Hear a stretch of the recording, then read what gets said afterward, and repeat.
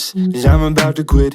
Your baggage exceeds my weight requirements, and I can't handle it. Your love is CrossFit. You got me flipping mental tires, jumping rope and shit. Feel like I tried hard, put in some good work, but in the end, the incidents today are diverse. My priorities, no longer your needs, and no more running back to me when you're lonely.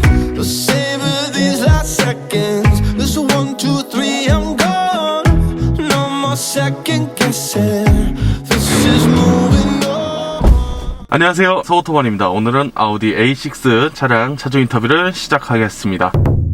네, 안녕하세요. 저는 용인에서 자영업하고 있는 39살 이선용입니다. 또 나와주셨네요. 지난번에 찍은 건 제 차고요. 네. 이건 이제 주로 와이프가 타고 있는 차예요. 이 차량 소개 부탁드리겠습니다. 이 차량은 아우디 A6 신형 모델이고요. 45 TFSI 모델 프리미엄 등급 모델이에요. 4기통 가솔린이고요. 휠을 바꾸신 거죠? 네. 이 차 살 때 디자인이 너무 마음에 들었는데 유일하게 힐이 좀 마음에 들지 않더라고요. 구입하면서 좀 힐을 많이 알아봐가지고 순정 느낌이 나는 걸로 교체를 했습니다. 이 차량 출고 금액이 얼마였나요? 출고가는 6,900 정도로 알고 있는데요. 네. 기본 프로모션하고 아우디 금융을 쓰면 좀 더 할인이 된다고 하더라고요. 네. 그래서 이제 할부를 살짝 껴가지고 총 1,000만 원 정도 할인을 받았어요. 5,900 정도에 구매를 하고 취등록세랑 간단한 시공들 해가지고 6,500 정도 들어간 것 같아요. 3,000만 원 정도 선수금 넣고 나머지 할부 들어가 있는 상태인데 요거는 이제 의무 사용기간만 쓰고 완납할 예정이에요. 자, 그러면 이 차량 장점 이야기 시작하겠습니다.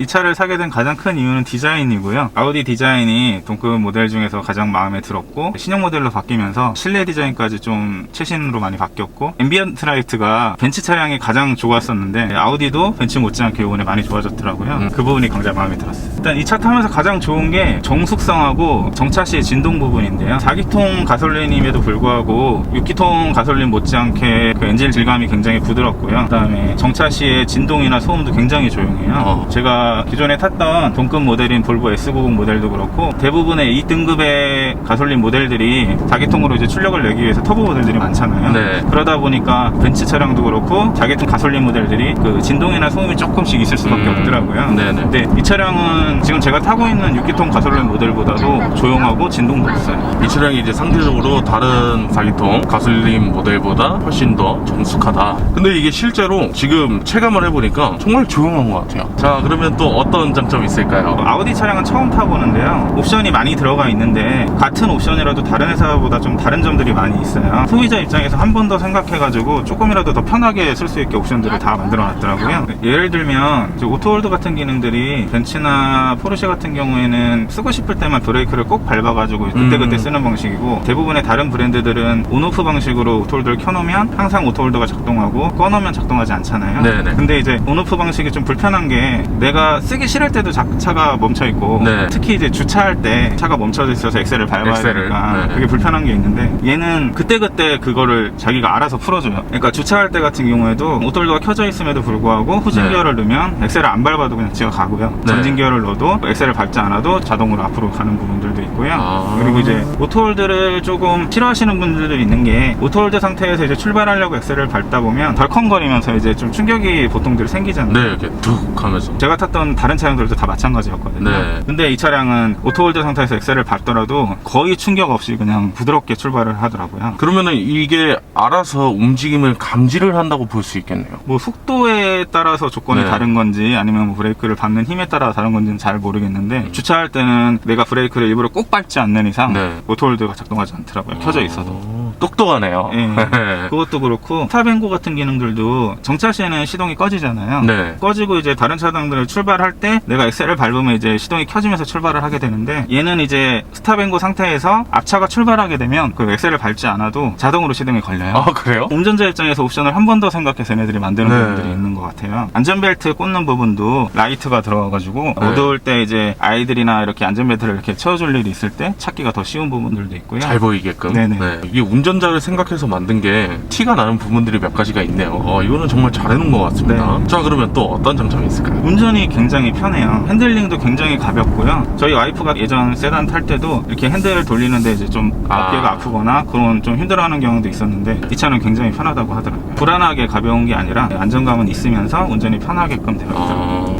오늘 아우디 A6에 대한 장점이 줄줄 나오고 있습니다. 또 어떤 장점이 있을까요? 구매하는 입장에서 가장 큰 장점일 수도 있는데 가성비인 것 같아요. 동급 차량으로 비교를 많이 하는 게 V클래스나 5 시리즈나 또 요즘에 많이 팔리고 있는 뭐 볼보 S90이나 네. 렉서스 모델 같은 것들이 있잖아요. 근데 이제 A6 이번 모델은 옵션이 다 들어가 있으면서도 할인 금액까지 감안하면 타사의 밑에 등급 가격하고 거의 비슷하게 구매가 가능하거든요. 타사 차량 같은 경우에는 수입하면서 꼭 옵션 한두 가지가 빠져있는 경우가 많거든요. 요번에 신형 E클래스 나온 것도 그렇고 5 시리즈 나온 것도 그렇고 많이 쓰는 통풍 시트나 어라운드 뷰 기능 같은 것들이 꼭 한두 개씩 빠져있더라고요. 네. 근데 이 차량은 일반적으로 쓰는 편의 옵션들이 다 들어가 있고요. 네. 뭐 안전 옵션 뿐만 아니라 반자율 기능까지 뭐 부족한 옵션이 하나도 없어요. 근데도 그 모델들보다 훨씬 저렴하다. 네. 금액적으로는 거의 한 1,000만원에서 2,000만원 정도 가격이 저렴하더라고요. 자, 그러면 이번에는 단점으로 넘어가 보겠습니다. 아까 말씀드린 부분 중에 있는데 그 휠 디자인이 4기통 가솔린하고 디젤 모델의 한정에서는 18인치 휠이 장착이 돼서 나오는데 사이즈가 크게 문제가 되는 건 아닌데 디자인이 너무 A6 외형에 맞지 않는 디자인의 휠이 들어가 있어요. 뭐 개인 호불호가 있는 부분이긴 하지만 대다수의 분들이 이 순정 휠이 너무 마음에 안 들어서 출고하자마자 바꾸시는 경우가 많더라고요. 4기통에만 한정해서 못생긴 휠이 들어가 있었다. 6기통 디젤 네. 모델들은 이제 19인치나 20인치 좀 디자인이 괜찮은 모델들이 네. 들어가더라고요. 자, 그러면 또 어떤 단점이 있을까요? 이번 단점은 굉장히 큰 문제인데 A6 이번 4기통 가솔린 모델이 결함이 굉장히 크게 있었어요. 두 가지가 있었는데 물고임 현상하고 네. 시동 꺼짐 현상이 있었는데 물고임은 이제 비가 많이 오거나 세차 같은 걸 했을 때 시트 밑에 물이 고이는 현상들이 있었어요. 예? 시트요? 네네. 차 바닥에 물이 고이는 현상들이 있어가지고 문제가 많았는데 그건 이제 리콜을 통해서 다 해결이 됐고 지금 출고되는 차량들은 다 해결돼서 출고가 되긴 하더라고요. 네. 그럼 엔진이 멈추는 거는 잘 리콜이 진행이 됐나요? 이거는 문제가 굉장히 심했었는데 뭐 네. 다 그런 건 아니었는데 그래도 출고되는 상당 부분의 차량들이 정차 시에 재출발을 한다거나 이렇게 정차 시에 뭔가 동작을 할 때 시동이 꺼져버리는 증상들이 많았다고 하더라고요. 그 시동 꺼짐 문제는 굉장히 이슈가 많이 돼서 아우디에서도 그 수리를 진행을 했고요. 얼마 전에 최종 솔루션으로 리콜은 아니었는데 그래도 통지문 와가지고 다 한번 수리를 진행을 하더라고요. 제 차량은 특별히 뭐 물고임이나 시동 꺼짐이 있지는 않았는데 그래도 예방 차원에서 둘 다 좀 솔루션을 받아놓은 상태이긴 해요. 근데 이게 정확한 건 아닌데 이제 카페나 하시는 말씀들이 이 시동 꺼짐 현상이 생기는 원인을 그 12V 배터리 문제라고도 하더라고요. 배터리 문제다. 기능적으로는 마일드 하이브리드 기능이 들어가 있는데 원래 마일드 하이브리드는 48V 배터리가 들어가야 되는데 얘는 12V가 들어갔어요. 정식적으로는 마일드 하이브리드라는 단어를 쓰면 안 돼서 그러는지 홍보 문구나 이런 데 마일드 하이브리드 문구를 쓰진 않더라고요.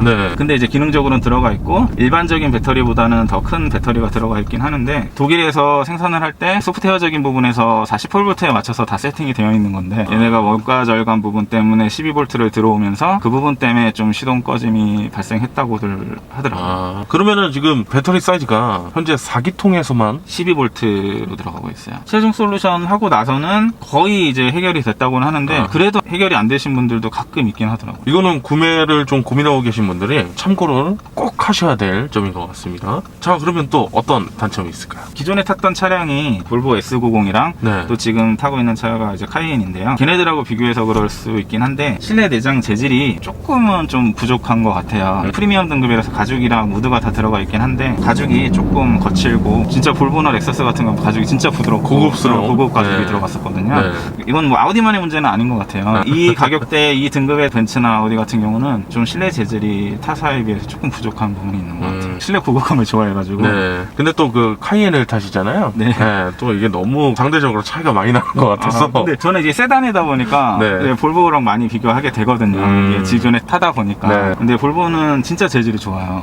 우드도 진짜 천연 우드가 들어가 있고. 비교했을 때 좀 차이가 있는 게 아쉽다. 그러면 제가 하나 단점 여쭤봐도 될까요? A7을 촬영하면서 A7 차주님께서 저한테 그런 말씀하셨어요. 이 차의 최고의 단점은 아우디다. 그런 얘기를 하셨거든요. 혹시 공감하시나요?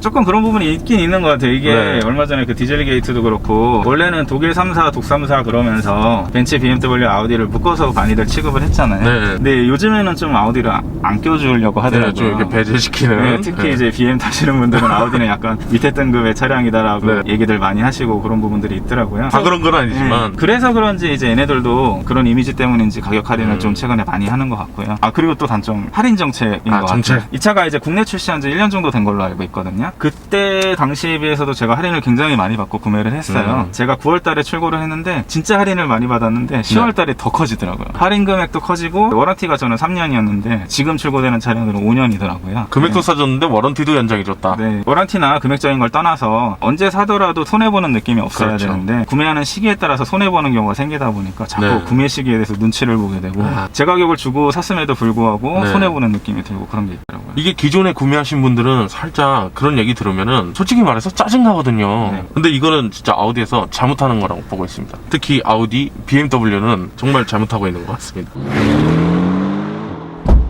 이 차량을 구매하시기 전에 비교 대상에 두셨던 차량들이 5시리즈, 클래스 이렇게 보신 적이 있으신가요? 그거 두 개 모델도 봤고요. 이게 와이프 차량이기 때문에 와이프가 X3나 X4 같은 SUV 모델도 많이 봤어요. 그러면 굉장히 많은 차량들을 보셨는데 SUV도 보신 거잖아요. 타사 브랜드랑 비교했을 때 왜 A6를 구매하셨는지. 디자인하고 옵션 부분이 가장 컸고요. 디자인이 비교 대상분들 중에 저랑 와이프한테 가장 이뻐 보였고요. 지금 말씀하신 차종들은 옵션이 다 들어가 있는 차량이 없어요. 없다. 이 클래스 같은 경우에는 8천만 원이 넘음에도 불구하고 통풍 시트가 빠져 있고요. BM도 5 시리즈가 이제 신모델이 나왔는데 4기통 제일 높은 등급에서도 어라운드 뷰가 빠져 있더라고요. 와이프는 통풍 시트나 어라운드 뷰 같은 옵션을 굉장히 중요하게 생각했거든요. 그게 다 있는 차량을 찾다 보니까 A6 차량밖에 없었고 가격도 그 중에서 가장 저렴했어요. 자, 그러면 이 차량 연비 말씀 한번 부탁드리겠습니다. 제가 주로 타는 차량은 아니고 또 와이프가 이게 주행거리가 많지는 않아요. 네. 대부분 시내 주행이고요. 스탑앤고도 지금 뭐 보조 배터리 장착해서 항상